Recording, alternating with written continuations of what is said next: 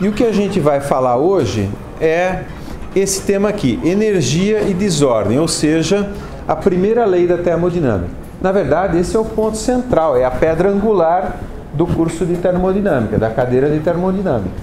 Na aula passada, a gente teria visto, o Antônio com certeza falou isso, mas não com a ênfase que eu talvez tivesse dado, o foco principal da termodinâmica, ou o que é a termodinâmica, né, é o estudo da relação entre energia e transformações. Porém, o que é energia? Eu gosto de provocar, então eu vou perguntar para vocês, o que é energia? Ou mais ainda, energia existe? Ou, vou perguntar de outra forma, para ser mais provocativo ainda, temperatura existe? Ou, para provocar muito vocês, eu vou fazer uma outra pergunta, inflação existe? Eu estou fazendo uma pausa dramática, né? Quando eu fico quieto assim, faço uma pergunta, fico quieto, ninguém responde, que é para, né, conferir importância à pergunta que eu fiz. Inflação existe? Oi?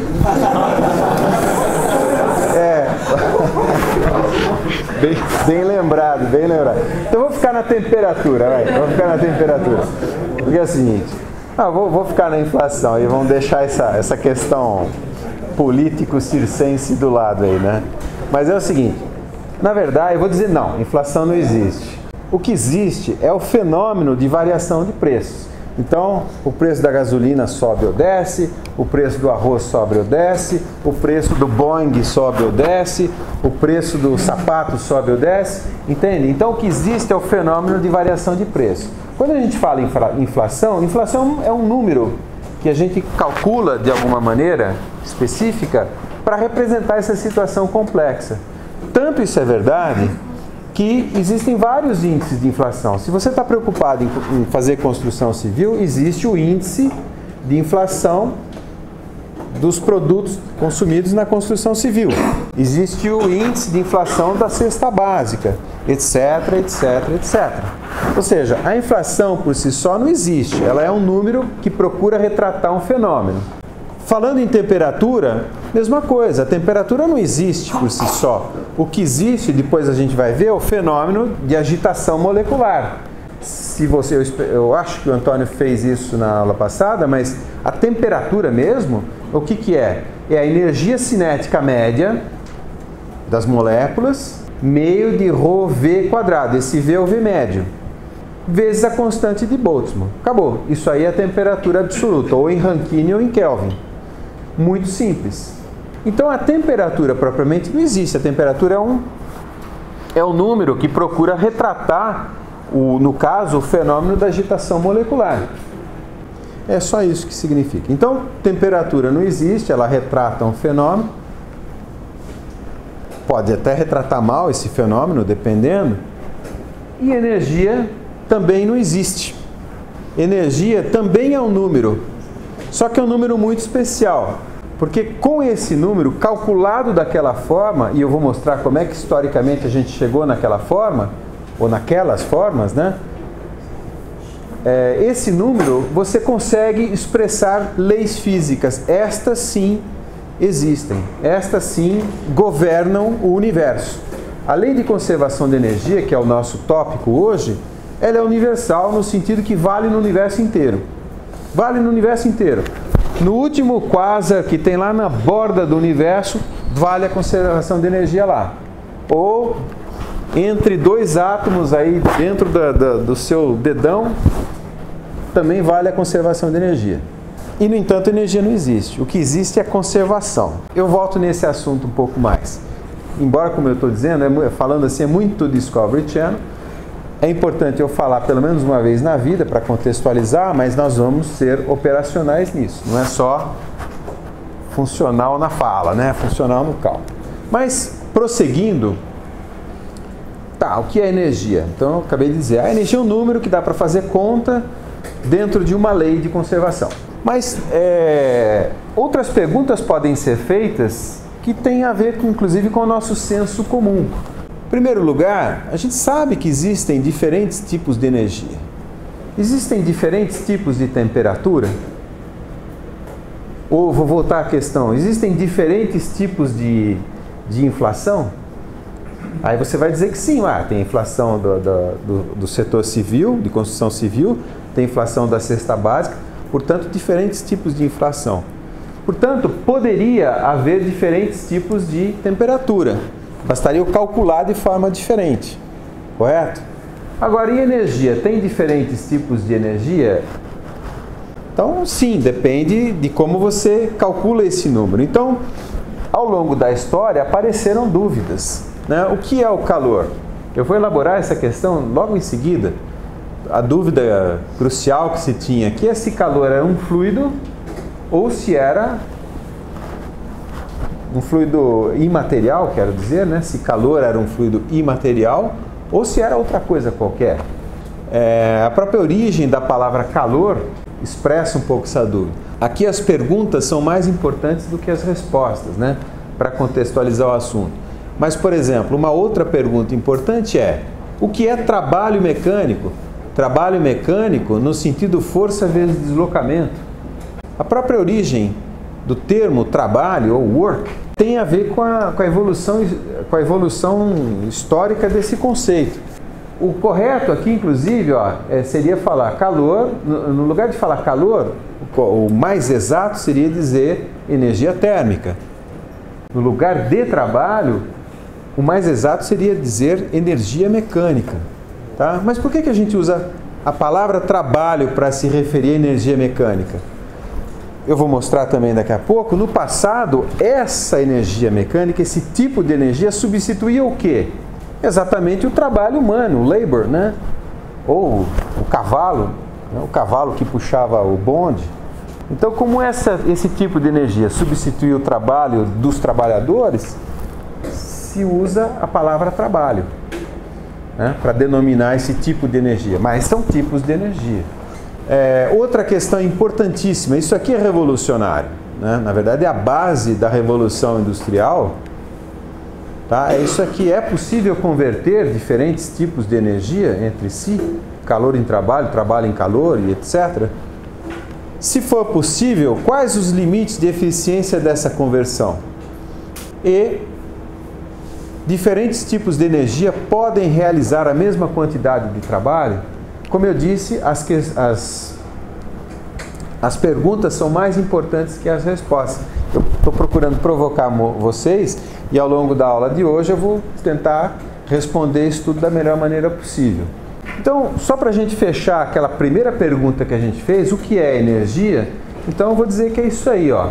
Energia é uma quantidade abstrata com a qual pode-se expressar leis físicas governantes dos fenômenos da natureza. Isso é que é importante. Por quê? Porque, como engenheiros, a gente quer dominar esses fenômenos da natureza em aplicações práticas. O que está acontecendo dentro daquele aparelho de ar-condicionado? Está acontecendo um escoamento. Esse escoamento, parte do fluido está mudando de fase, né? Ele entra líquido ali na serpentina, ele evapora. Para evaporar, ele precisa absorver calor, e esse calor ele absorve daqui de dentro da sala. Esse é um fenômeno físico. Quem governa esse fenômeno físico é uma lei de conservação de energia. E para engenheirar isso, para poder fazer um bom ar-condicionado e tal, eu preciso conhecer, não só conhecer, mas ser operacional. Engenheirar, sei lá, a gente está usando um pouco esse termo inventado. Engenheirar significa usar essa lei na aplicação prática, tá? Então, fechando, energia é uma quantidade abstrata, muito útil para fazer essas contas aqui nas nossas aplicações de engenharia, tá ok? E aí uma perspectiva histórica. O primeiro cara que começou a pensar nessas coisas foi Aristóteles, só que era muito maionese. Eu só ponho aí por registro histórico mesmo, né? Então, e porque ele cunhou, ele usou a palavra pela primeira vez. Então, energia, como ele dizia, é a qualidade das coisas vivas. Isso no conceito dele. Só que a parte maionese do conceito é o seguinte: aí ele começou a incluir felicidade, etc. Então, o sujeito feliz, por exemplo, é um cara energético, né? E não necessariamente. Como eu disse, isso é só para registro histórico. A coisa realmente vem um pouco para o nosso lado, para o lado da engenharia, não que o resto seja errado ou sem demérito para o resto, né? Com Leibniz. e as datas são importantes. Então está vendo aqui meados, né, na segunda metade dos anos 1600. Então ele observou um negócio muito importante, que eu acho que vocês já viram no cursinho, inclusive a dedução. Ele chamava de vis viva, quer dizer, a propriedade das coisas vivas. Tá? Nesses sistemas, ele estava estudando sistemas mecânicos. Né? Então a vis viva em sistemas mecânicos era isso daqui. Ele observou que isso daqui se conservava, ou seja, o produto da massa vezes a velocidade quadrada. Então foi o primeiro cara que sacou a conservação, porque isso daqui é só uma forma de fazer a conta, como eu cansei de falar para vocês. O importante é que esse treco se conserva. E isso sim reflete uma lei física, uma lei cosmológica, inclusive, né? Válida no universo inteiro. Então o Leibniz foi o primeiro que sacou isso.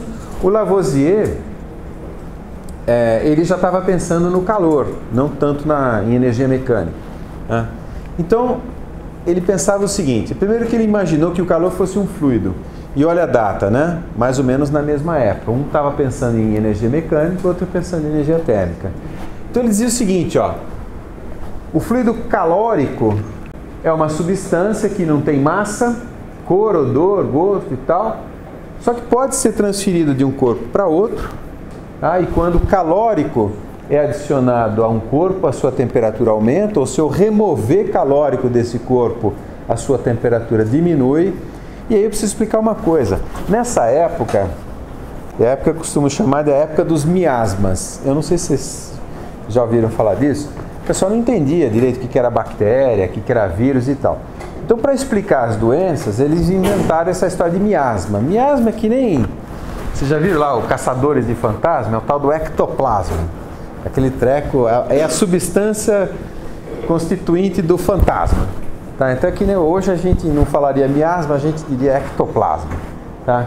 Então, era um treco imaterial e tal, que quando uma pessoa ficava doente, ela desenvolvia produzia esse ectoplasma e esse miasma, e eu passava isso para os outros e, portanto, eu transmitia a doença. Então, esses fluidos etéreos aí, sem massa e tal, né, o Lavoisier é um homem do seu tempo e aplicou essa ideia para o calor. O calor é um fluido imaterial, tá? E produz esses efeitos. É claro que em seguida se demonstrou que não, né? Mas eu já chego lá. A coisa começou a fechar um pouquinho com Maxwell e na verdade vai terminar com Boltzmann, que eu já vou falar. Tá? E aí a gente vai deixar de ser tão... Aliás, eu não estou mais no Discovery Channel, agora estou no History Channel, né? Estou falando de história com vocês aqui. Mas então o Maxwell já começou a pôr ordem na bagunça. Cerca de 100 anos depois, a gente já avançou 100 anos, né? Então ele está dizendo o seguinte, ó, primeiro, calor é uma quantidade mensurável e como tal pode ser tratado matematicamente. Isso é importantíssimo. Ou seja, você pode subtrair, somar, multiplicar por 2 e tal. Tá? É algo que pode ser transferido de um corpo a alta temperatura para outro corpo a baixa temperatura. Seja lá o que for, ele pode se transmitir. Tá? Não pode ser uma substância material, porque é possível transformá-la em trabalho mecânico, ou seja, energia mecânica. Isso aqui acontecia nas recém-inventadas máquinas mecânicas de Xavier, Newcomen e Watt. Watt vocês conhecem. Isso aqui eu elaborei bastante na aula passada, mas eu volto um pouquinho hoje. E aí sim a gente chega no cara que, na minha opinião, realmente deu a palavra definitiva sobre tudo isso. E eu vou contar bem essa história aqui. É o Boltzmann, tá? Repara, é um pouco depois do Maxwell. Então as ideias, eu ponho aqui assim um pouco das ideias, né? Então ele pensava o seguinte, um gás pode ser modelado como uma nuvem de partículas em constante agitação aleatória. Beleza, quando a gente pensa assim, o que eu posso fazer? Eu posso tratar mecanicamente, fazer soma de energia potencial com cinética, um gás. Quer dizer, eu penso que cada partícula desse gás é um corpo, como se fosse um carrinho na montanha-russa. Tá? Outra ideia dele, temperatura é uma forma de quantificar o nível médio de agitação molecular. E aqui o mais importante de tudo, eu até repetir, que a entropia do universo sempre aumenta. A entropia aqui, eu não defini entropia ainda, mas o nível de desordem do universo sempre aumenta. E aí a figurinha aqui é mais eloquente. Então ele mostrou o seguinte: toda vez que você tem um sistema que tem um certo nível baixo de desordem, e você permite que esse sistema vá para um nível de maior desordem, toda vez que isso acontece, você tem transferência de energia. No caso, do menor para o maior nível de desordem, você tem exportação de energia. E esse também, isso aqui na verdade é a segunda lei da termodinâmica, nem é o assunto da aula de hoje, mas está dizendo o seguinte, está dizendo que o universo caminha para o grau máximo de desordem, significando que tudo ao longo do tempo é mais desordenado, é mais velho, é mais estragado. E eu estou contando essa história porque isso tem a ver com a cabeça do Maxwell. O Maxwell, infelizmente, ele era depressivo.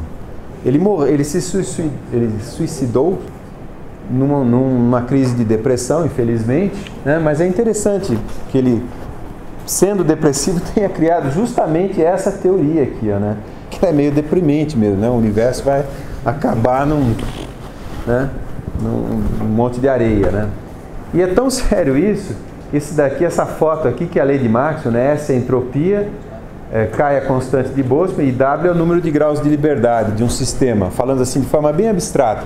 Então, conforme a gente caminha para a desordem, o número de graus de liberdade de um sistema vai aumentando. Então, se aumenta o W, aumenta o S. E essa foto aqui, eu recortei, é do túmulo do Boltzmann. É um lugar até de visitação aí, para quem gosta dessas coisas, né? Pois é, a segunda lei da termodinâmica tem esse contexto meio trágico assim, né?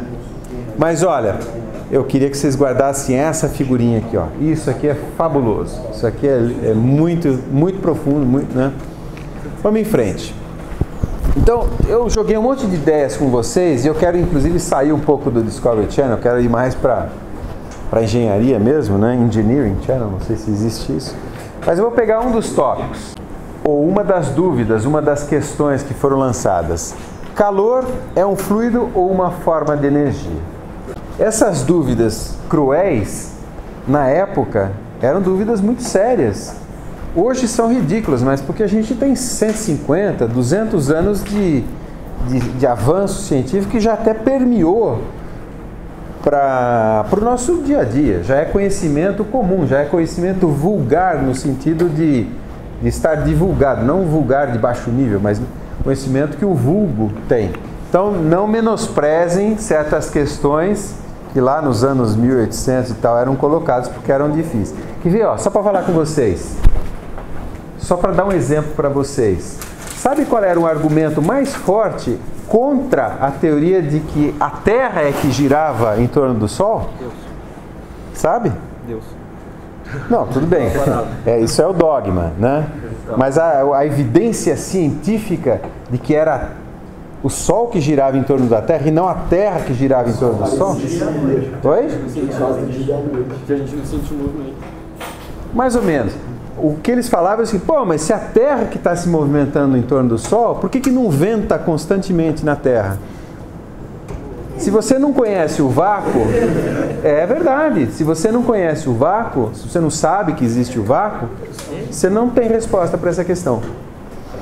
Porque na verdade o que acontece é assim, a atmosfera da Terra se movimenta com a Terra, e entre um planeta e outro não tem nada, né? Nada entre aspas, tá? Então, olha, essas dúvidas cruéis assim, não menosprezem, tá? Vamos em frente aqui. Então, o Joule foi o cara que fez a demonstração de que calor é uma forma de energia. Porque trabalho, né, energia mecânica, já se sabia que era energia. Lembra? O Leibniz tinha mostrado isso, né? Então, isso aqui vocês conhecem. Ele colocou um peso aqui, permitiu que esse peso descesse. Esse peso acionava esse rotor aqui, que agitava as pás do agitador, que estava dentro de um calorímetro, isolado termicamente, né, adiabático aqui. Então ele aumentava a temperatura. tá? Mostrando que gastando energia mecânica eu ganhava energia térmica aí nesse sistema. E isso aqui inclusive é o desenho da publicação do Joule, né? E eu coloco isso daqui para falar o seguinte: a conversão de trabalho em calor é 100%. Desprezando aqui os atritos, então vamos supor que, né, coloca um mancal aerostático e faça um negócio super... Então 100% do trabalho é convertido em calor. Pergunta para vocês, é possível converter 100% de calor em trabalho? Não. Não. Né? Nós vamos ver isso já já. Aqui é o seguinte, isso aqui é a máquina de Newcomen. Não, eu vou voltar nela várias vezes, porque ela é muito simples. Tá? Só para explicar por que isso era importante, no começo da Revolução Industrial, o pessoal precisava de carvão como fonte de energia. Então carvão mineral, né? Para você extrair carvão do subsolo, tinha que fazer mina, tinha que cavar buraco, cavar túneis e tal. O problema é que esses túneis inundavam. Então, para poder drenar essa água, né, surgiu mercado para esse tipo de máquina, tá? Que convertia... Isso aqui foi feito para bombear mesmo. Isso aqui queria essa bomba aqui, ó, desse lado aqui, é como aquelas bombas, cavalo mecânico, né, que puxa petróleo em geral de poço em terra. O Brasil tem também, tá? É o tal do cavalo mecânico. Mas aqui é o seguinte, se você desenhar uma caixa preta aqui, independente dos mecanismos, você tem entrada de calor, entrada de energia térmica e saída de energia mecânica. Correto? E o problema todo, aqui estão as fases. A fase 1, injeção de vapor a alta pressão e alta temperatura. Tá? Então tem algum momento que essa válvula aqui abre, ó lá, quer ver, ó, abriu, injeta vapor, empurra o pistão, tá? Empurra o êmbolo. Tá? A fase 2, tem uma hora que essa válvulazinha abre aqui, ela espirra água fria lá dentro, tá vendo? Espirrou água fria, aí aquele vapor condensa, diminui o volume, faz vácuo, a pressão atmosférica aqui em cima empurra o êmbolo para baixo. E essa força acaba sendo transmitida para cá. Esse é o princípio de conversão, são as fases. O problema é o seguinte, na época do Newcomen, isso é antes do Watt, o problema é que você gastava uma quantidade muito grande de carvão aqui. Você gastava uma montanha de carvão para tirar 3 baldes de água da mina. Tá? Então, foi aí que o Watt entrou, na verdade, né? Então, eles já sabiam que, apesar de conseguir transformar 100% da energia mecânica em calor, por mais que eles fizessem, não conseguiam transformar 100% da energia térmica em trabalho. E não sabia por quê. Quem elucidou essa questão foi o Nicolas Léonard Sadi Carnot. E eu gosto de contar a história porque ele só tinha 28 anos na época. E morreu logo em seguida. E era engenheiro. Tá? Era engenheiro militar. Na época só tinha engenharia militar e engenharia civil. Daí que veio o nome engenharia civil. Mas então é o seguinte, vai ter uma aula só sobre o Carnot. Tá? Eu só quero contar a história, porque hoje é um pouco Discovery History Channel, né? Vocês sabem qual é o lema da USP? Aqui. Ciência Viva. Você sabe por que tem esse lema? Ciência vinces, em latim. Tá? Pela ciência venceremos. Isso que significa. Porque é o seguinte, São Paulo perdeu a Revolução Constitucionalista de 32. Né? Getúlio deu o golpe. A gente estava naquela história do café com leite e tal, né? Então a gente levantou a Constituição, mas era para nós mesmos. Mas perdemos. Então perdemos, aí nós vamos fazer o seguinte. Tá, nós perdemos pelas armas, mas pela ciência venceremos. Tá? Esse é o nosso lema, nosso que eu digo da USP. Né? É a mesma coisa para ele. Isso daqui é logo depois das guerras napoleônicas, que estava uma confusão danada lá na França, e a França só perdendo. Né? Principalmente da Inglaterra, o grande inimigo da França naquela época. E ele era um cadete da escola militar, né? E ele falou, então pela ciência a gente vai vencer. Então ele pensou o seguinte, eu vou estudar esse negócio aqui vou fazer as melhores máquinas possível, porque o que eles estavam querendo fazer na época era barco a vapor, né? Imagina, toda a esquadra britânica era a vela, imagina você ter barco a vapor, né? Então, o Carnot tinha essas ideias, fez uma teoria que é brilhante, está aqui o livro dele, né? E só que o problema é que logo depois ele morreu, né? Nessas guerras todas aí. Mas eu vou voltar ao assunto. Então, gradativamente mudando de canal, mudando de ênfase, né? Estou falando das formas de energia e das dúvidas que tinham na época. Olha lá. Então vamos pensar em formas de energia. Formas macroscópicas. Imagina o seguinte, como dizia o Boltzmann, um gás para mim é uma nuvem de partículas. Eu posso tratar individualmente cada partícula, eu posso tratar estatisticamente essas nuvens de partícula, ou eu posso pensar até no centro de massa dessa nuvem de partícula. Ou seja, sempre que eu pensar em centro de massa, eu vou chamar de macroscópico, ou seja, essa caixa com essas moléculas pode estar ela inteirinha andando, então o centro de massa dela está andando. Toda vez que eu me referir ao centro de massa, então eu vou dizer que a energia cinética é a massa total do sistema vezes a velocidade do centro de massa. Ou, se eu quiser, em valores específicos, né, eu divido pela massa. Tá? Então, esse EC é energia cinética absoluta e EC minúsculo é energia cinética específica. Eu já estou introduzindo as nomenclaturas e tal, que são as nossas definições de trabalho, né? Então, sempre que a gente usar a letra minúscula, refere-se a uma grandeza específica, ou seja, por unidade de massa. Idem para a energia potencial.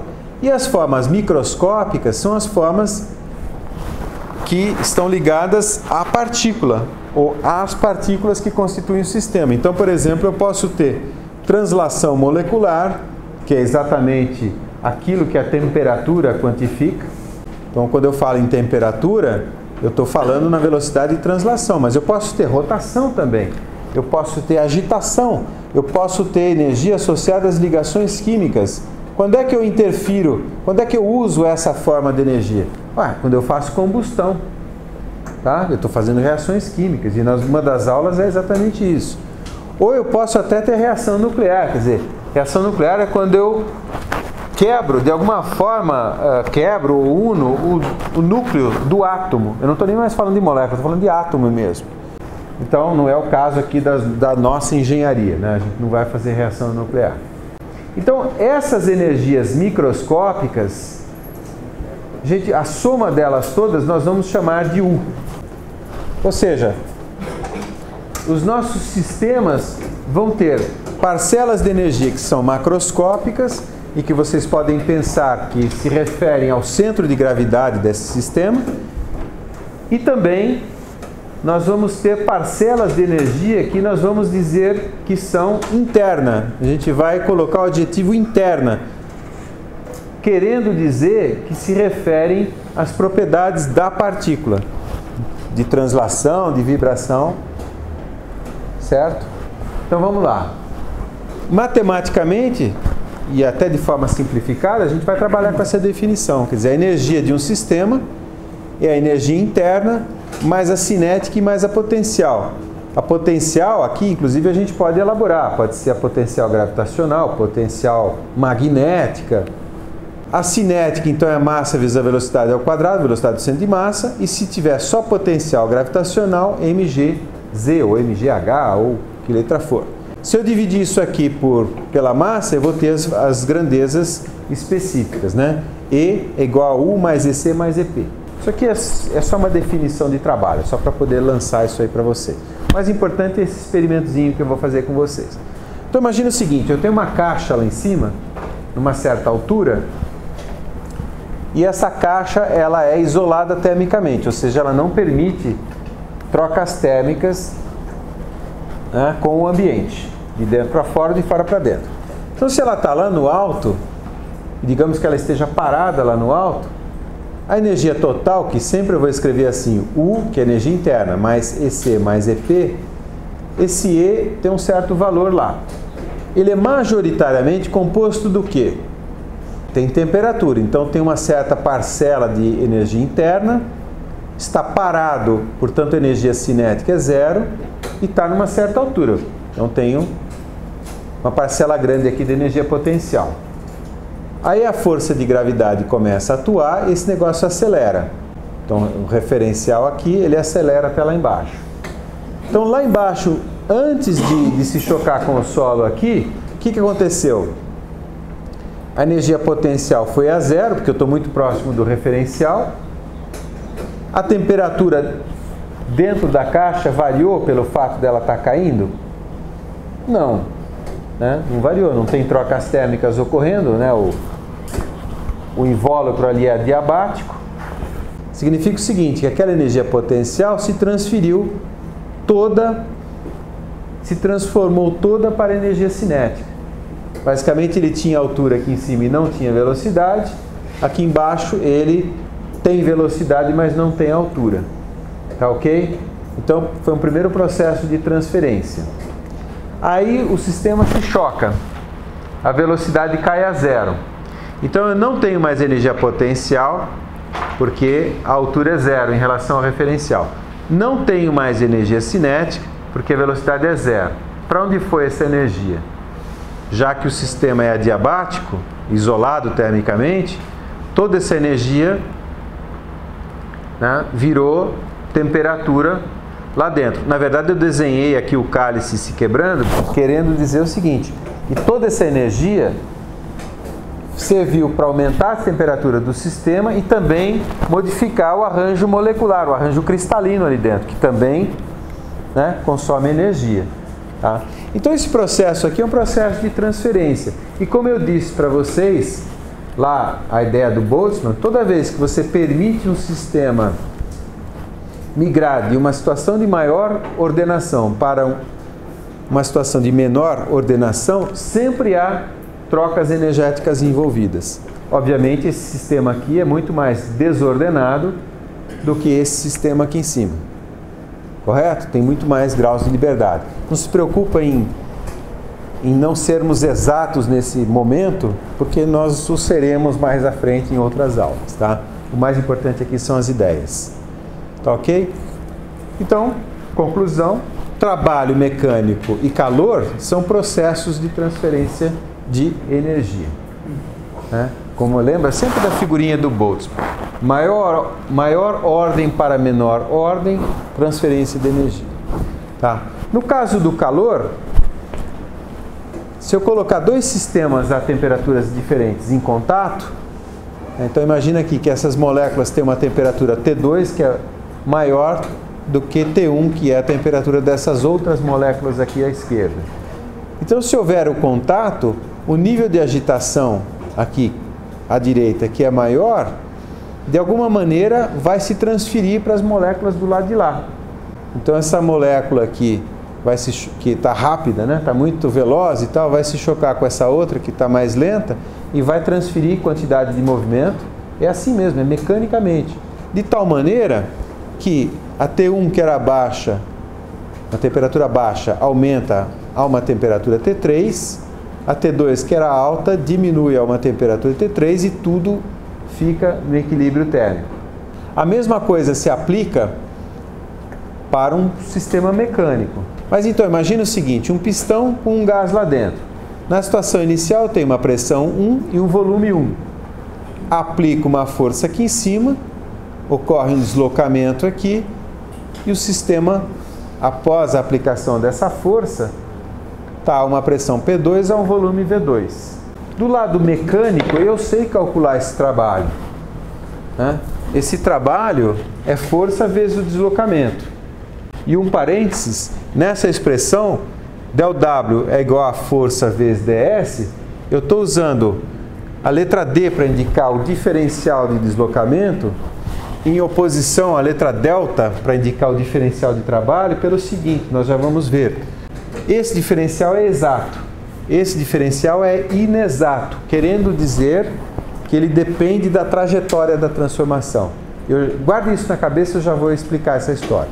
Mas continuando, se eu integrar isso daqui, eu vou ter a quantidade total de trabalho trocado. Então, integral de força vezes deslocamento. Tá? Isso é um negócio bem simples. Mas isso daqui pelo lado mecânico, né, com as variáveis mecânicas. Eu preciso conhecer a força ao longo desse deslocamento. Vamos calcular isso a partir das variáveis termodinâmicas. Então, começando ali em cima, W igual a integral de F ds, a força eu sei que é o quê? A força eu sei que é a pressão vezes a área. Não é? Voltando uma transparência aqui, essa pressão que está aqui, ela equilibra, né? As moléculas que estão se chocando com o êmbolo aqui em cima, transferem quantidade de movimento para o êmbolo e equilibram essa força aqui. De tal maneira que a pressão total é essa força dividido por essa área. Tá? Portanto, eu posso escrever que a força é a pressão vezes a área, no lugar do F. E se eu olhar aqui AdS é o quê? É a variação de volume, né? É a área, imagina o disco de área A que se deslocou de uma quantidade ds. Então forma uma espécie de moedinha, né? Forma como se fosse uma lâmina. Então isso aqui é um dV. Portanto, termodinamicamente, o trabalho eu sempre vou calcular como sendo integral de PDV. Ou, se eu quiser, né? ΔW é igual a PDV. Tá? Acho que até está assim. E aí aquela história de diferencial exato ou inexato. Pelo seguinte, vamos fazer um gráfico, que eu nem expliquei. Acho que o Antônio falou de diagrama termodinâmico na aula passada. Não tem muito ordem ideal para introduzir esses conceitos, mas é um gráfico. Eu vou registrar a pressão em função do volume. A cada instante ali naquela transformação eu posso medir a pressão e o volume. Então eu faço um gráfico. De tal maneira que eu tenho a situação inicial, tenho um certo V1 e uma pressão P1, uma situação final, um volume V2 e uma pressão P2, e aí eu posso fazer essa transformação de várias maneiras diferentes. Por exemplo, esse cilindro ele pode estar completamente isolado termicamente, ou seja, eu posso ter um cilindro adiabático. Portanto, toda a energia mecânica que eu der para o sistema vai se transformar em energia interna do sistema. E eu vou ter uma determinada trajetória aqui. Ou eu posso ter esse cilindro, digamos, mergulhado numa mistura de água e gelo, de tal maneira que a temperatura seja constante igual a 0 grau. Então, a menor pressão que eu exerço aqui, que tenderia a fazer aumentar a temperatura, ou aumento o diferencial de temperatura, causa uma rejeição de calor para o meio, para esse banho, né, de água e gelo, de tal maneira que a temperatura fica sempre constante. Ou seja, essa segunda transformação aqui, ó, gama 1, pode ser uma transformação isotérmica. Ou pode ser uma politrópica, ou vários nomes que eu não vou ficar explicando agora, mas o fato importante é o seguinte: a quantidade de trabalho total pela trajetória gama 1 é diferente da quantidade de trabalho total da trajetória gama 2. Quando a quantidade de trabalho depende, quando a grandeza depende da trajetória, a gente diz que ela é uma grandeza inexata, ou diferencial inexato. Tá? É mais ou menos o que está aqui, ó. Então, ΔW é igual a PDV, e o uso do del e do d é para indicar exatamente isso. O d indica um diferencial exato. Quer dizer, se variou de V1 até V2, a variação é ΔV. Não importa se foi por gama 1, se tinha 1 litro e no final do processo o volume era meio litro, a variação é meio litro, certo? Independente se foi isotérmico ou adiabático, tá? Por outro lado, o trabalho não, o trabalho é bastante diferente, tá? Por isso a gente usa a letra del para indicar que depende da trajetória, tá ok? Então é o que eu estou falando, tá vendo? A integral de dV vai ser sempre ΔV. A integral de du, tá? Vai ser sempre ΔU. Então são grandezas que são independentes da trajetória. Já o calor e o trabalho não. Integral de ΔW ou dW, a gente vai indicar por W12 e não por ΔW. É isso que eu quero dizer. Eu não posso pôr ΔW ali. Eu vou pôr 12 ou vou fazer referência a alguma, vou fazer referência à trajetória que gerou aquela quantidade. Tá ok? É isso que é importante. Mesma coisa para o calor. Aqui é simples, é uma convenção de sinais. Eu tenho que introduzir conceitos para vocês e a maneira de fazer isso de tal forma que seja o mínimo enfadonho possível é usar os exemplos, né? Então eu preciso convencionar sentidos para o calor e para o trabalho. Por quê? Vocês fazem, acho que é estática, que calcula treliça, vocês já fizeram isso? Calcular aquelas barras? O que acontece? Tem uma barra lá no meio da treliça, você não sabe se ela está sob compressão ou sob tração. O que vocês fazem? Supõe alguma coisa, tração, por exemplo. Se aquela força que você supôs que fosse de tração der negativa, é o contrário do que você supôs. Então você sabe que é de compressão. Tá? Mesma coisa para calor e trabalho. Então, a gente precisa definir uma convenção, só para facilitar a escrita das equações. E a convenção é estabelecida de tal maneira que uma máquina térmica, os fluxos principais sejam positivos. E por isso que eu pus o desenho ali da máquina de Newcomen. Então, na máquina de Newcomen está entrando calor e saindo trabalho. Está entrando energia térmica e saindo energia mecânica. Isso é positivo. Então, para não ficar decorando, né?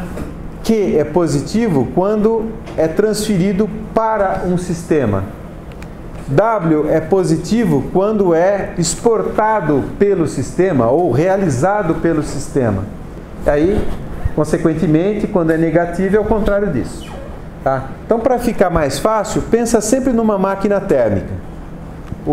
Entra calor, sai trabalho. Isso é positivo, correto? É fácil de entender assim. E aí chegamos ao ponto focal da nossa aula, a primeira lei da termodinâmica. Aí eu vou voltar um pouquinho no Discovery Channel aqui, né? Por que a energia se conserva? Pausa dramática, né? Por que a energia se conserva? Uma vez eu tive essa dúvida e perguntei para um colega físico meu aqui, um russo, né? Pô, Igor, né? Por que a energia se conserva, Igor? Era o nome dele lá, né? Ah, Paulo, é simples, né? É por causa da anisotropia do tempo. Caramba, não devia ter perguntado, sabe? Né? Anisotropia do tempo. Na verdade é isso aí. Eu vou explicar da melhor maneira possível para vocês terem as referências e se quiserem ler mais é muito interessante. Mas é o seguinte, olha que coisa curiosa. As leis da física independem do referencial de tempo. Ou seja, isso aqui que é importante.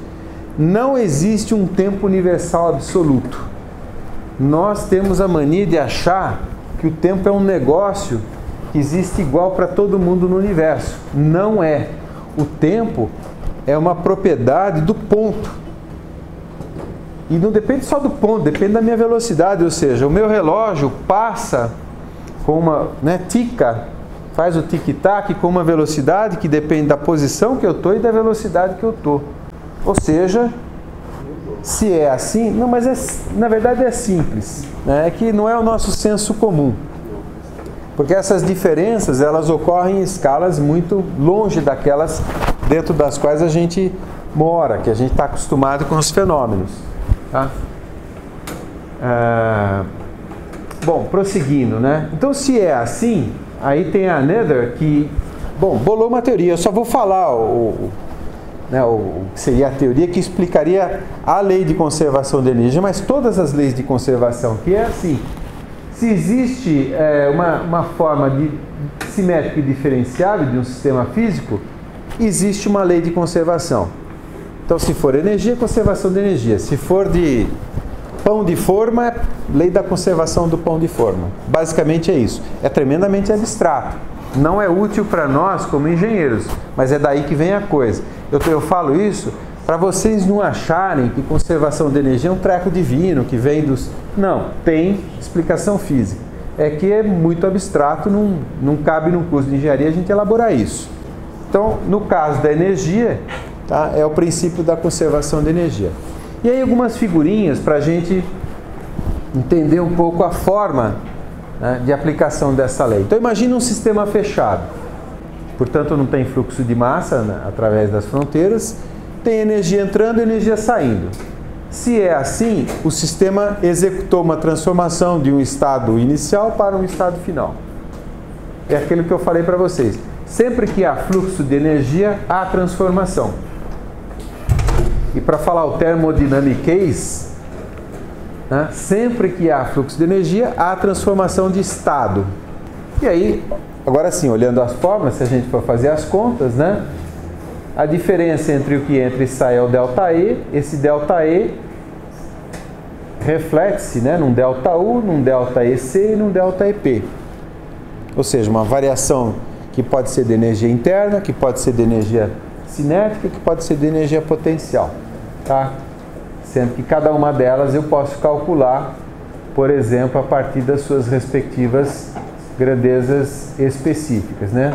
U minúsculo 2 menos U minúsculo 1, a diferencial de energia interna, tá? E sucessivamente em diante. Eu quero fazer uma analogia, só para guardar bem, porque eu falei assim no começo da aula que energia é uma quantidade abstrata com a qual a gente pode fazer contas. Que contas nós estamos fazendo? Conservação de energia.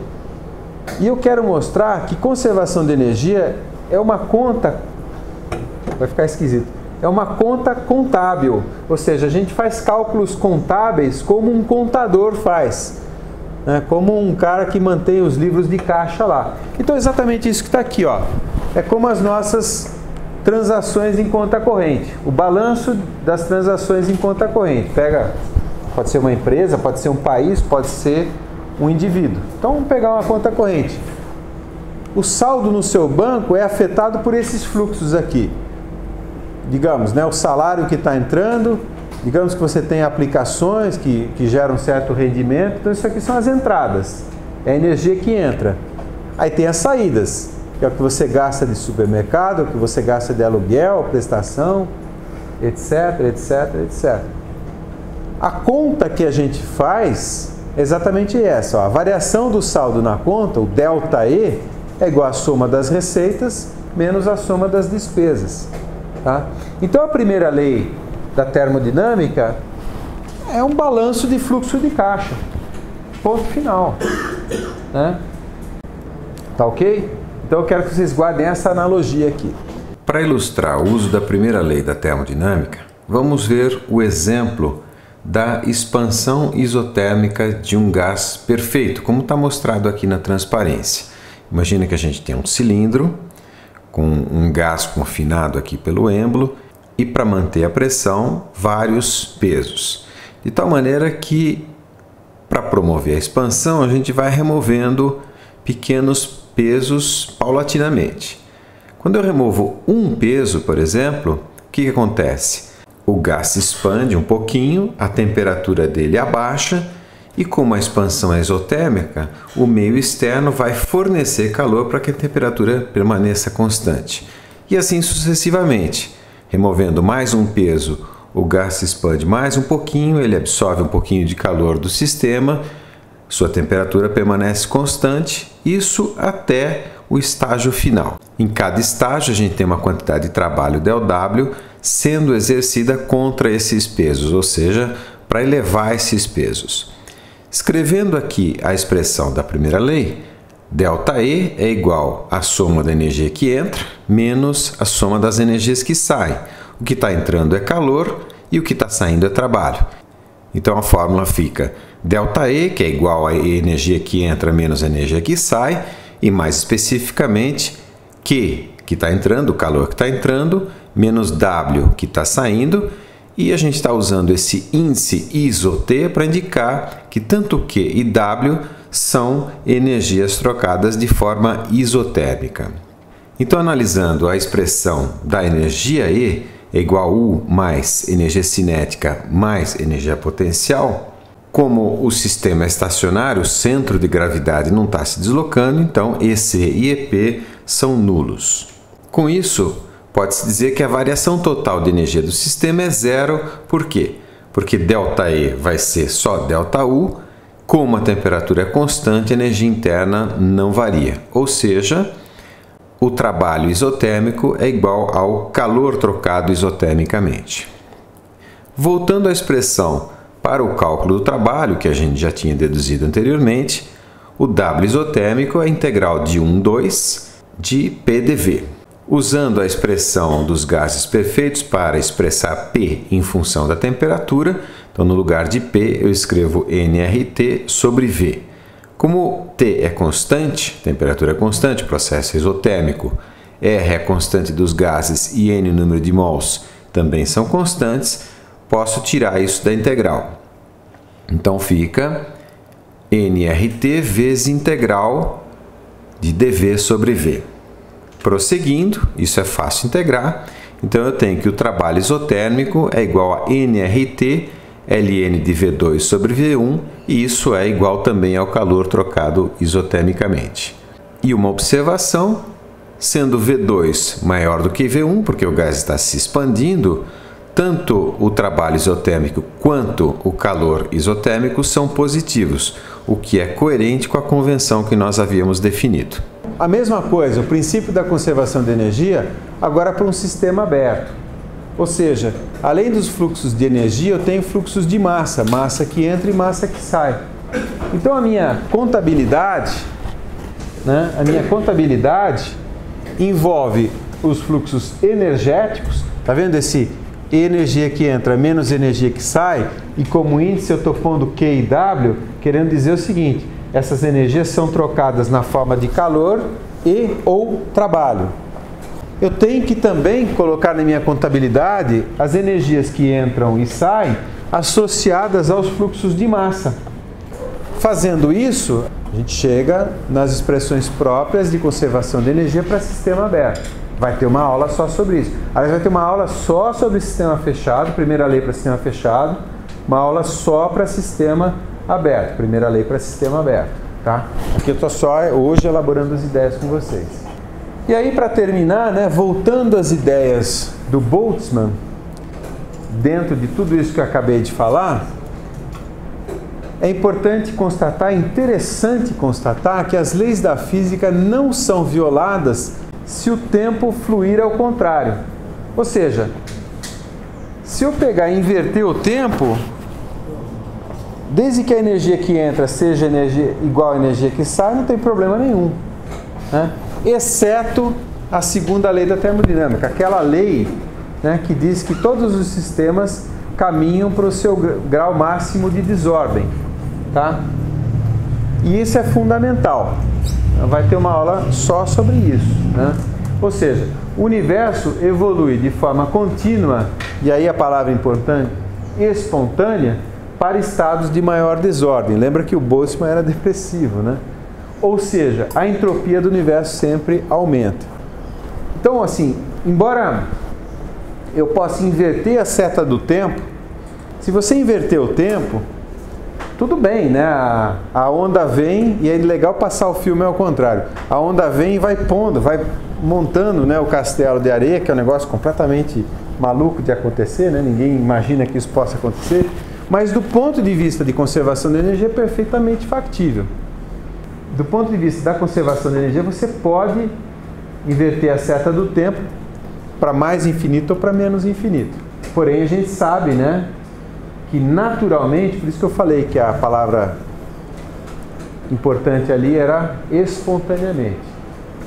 O sistema caminha da maior ordem, que seria o castelo bonitinho e tal, para a maior desordem, que é aquele morrinho de areia. Mas isso daí fica para a próxima aula, vai ter uma aula só sobre isso. Ok? Dúvidas?